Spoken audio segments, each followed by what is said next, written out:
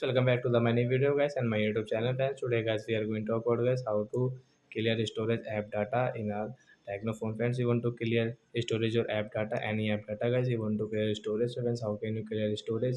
In this video friends, I am going to show you friends. So before starting video friends, I want to tell you guys if you need my channel and guys you are watching a video first time.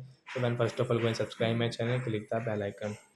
So friends, now let's see how to clear cache app data. So guys, you want to clear cache any app data. So friends, example for guys, I want to clear cache my Play Store data.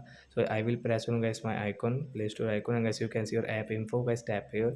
So you can see guys your app info settings. Guys you want to first open and disable open. So you can use from here, and guys you can see storage and cache. So guys tap here, and guys you can see your clear storage. So friends, you want to clear storage, so you can clear storage from here. So guys your app data guys clear storage, your app data will clear storage.